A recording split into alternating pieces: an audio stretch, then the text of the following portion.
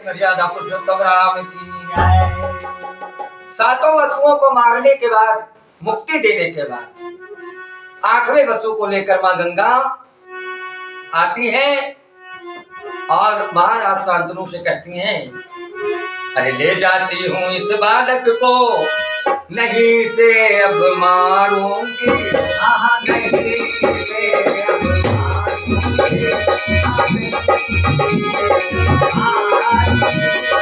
इसको दूंगी माँ की ममता, कुछ दिन रख कर पालूंगी,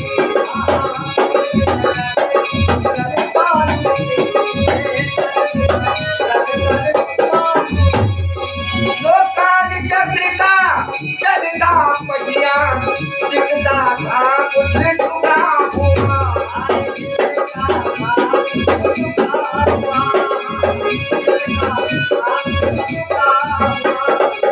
शांतनु ने देखा बाणों से जल गंगा का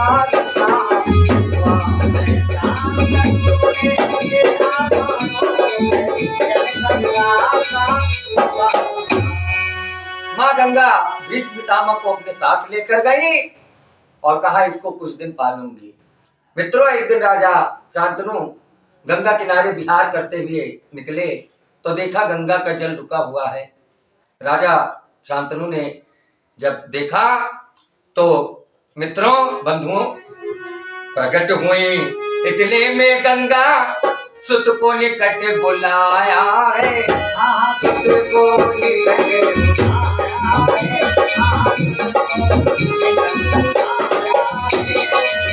पिता खड़े हैं सन्मुख तेरे, ऐसा फिर समझाया है, ऐसा फिर समझाया है, ऐसा फिर समझाया है। माँ गंगा ने अपने पुत्र को बुलाया और राजा शांतनु के सन्मुख कर दिया और कहने लगी, पुत्र ये तुम्हारे पिता हैं।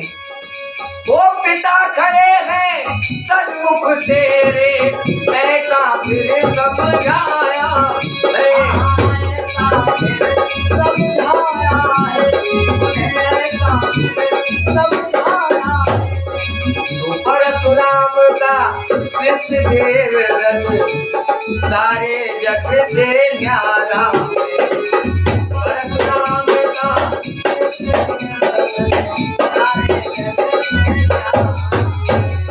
बोली शांतनु से गंगा ये अपने कुल का तारा,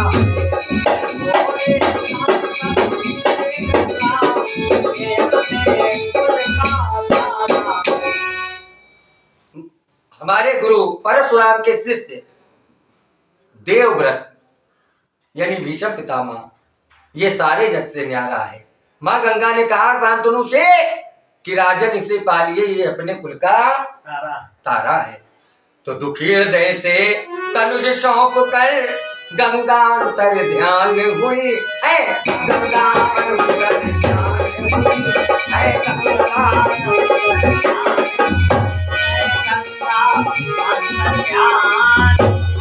गंगा पुत्र नाम से जग में बालक की पहचान हुई,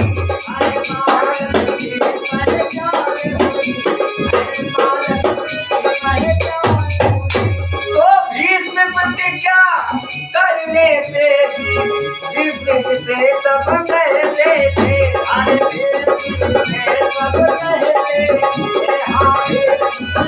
सब कहते और सदा प्रतिज्ञा के अंदर ही पर क्षेत्र में रहते।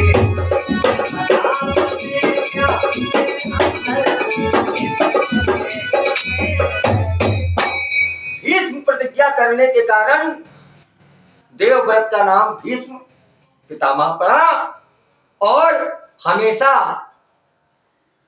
भीष्म पितामह अपनी प्रतिज्ञा के अनुकूल, अपनी प्रतिज्ञा के मर्यादा में रहकर ही कार्य करते थे, इसलिए उनका नाम भीष्म पड़ा।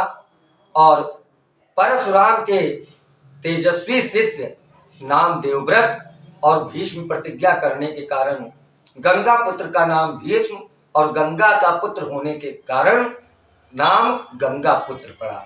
मित्रों, बंधुओं, श्रोता बंधुओं, ये कथा भीष्म परिचय की थी।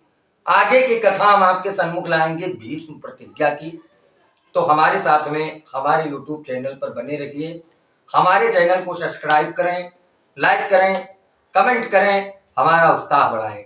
बोलिए मर्यादा पुरुषोत्तम राम की जय, अयोध्या धाम की जय।